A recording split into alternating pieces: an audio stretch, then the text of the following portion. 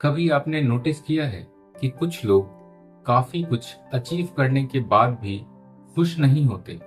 उनके पास रिजल्ट्स तो होते हैं लेकिन सेटिस्फैक्शन नहीं होती। इसका एक बहुत बड़ा रीजन होता है परफेक्शनिज्म। साइकोलॉजी के पर्सपेक्टिव से अगर देखें तो परफेक्शनिज्म अक्सर ऑल और नथिंग थिंकिंग से आता है।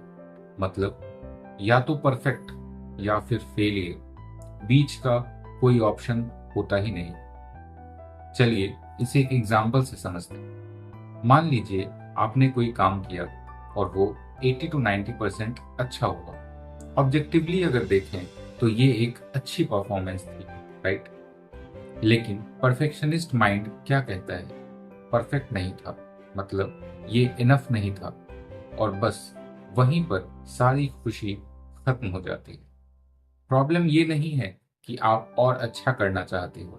प्रॉब्लम ये है कि आपका माइंड सिर्फ परफेक्ट को एक्सेप्ट करता है, और जब परफेक्ट नहीं मिलता तो उसका रिजल्ट होता है constant dissatisfaction, self criticism, stress, burnout.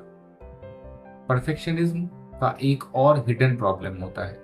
ये अक्सर लोगों को स्टार्ट करने से भी रोक देता है, क्योंकि माइंड कहता है अगर परफेक्ट ही नहीं कर पाऊंगा तो शुरू ही क्यों करूं।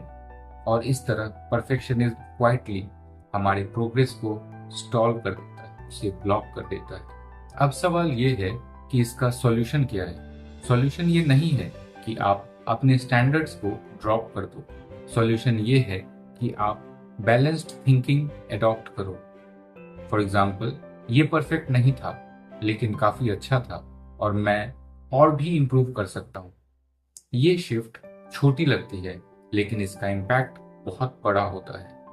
आपका फोकस जजमेंट से हटकर ग्रोथ पर शिफ्ट कर जाता है, और जब ऐसा होता है तो आप ज्यादा ट्राई करते हैं, ज्यादा सीखते हैं और लास्टली ज्यादा अच्छा परफॉर्म करते हैं। सबसे इम्पोर्टेंट बात यह है कि आप अपनी वर्थ को परफेक्ट रिजल्ट्स के साथ अटैच करना छोड़ देते हैं, और वहीं से रियल हैप्पीनेस शुरू होती है।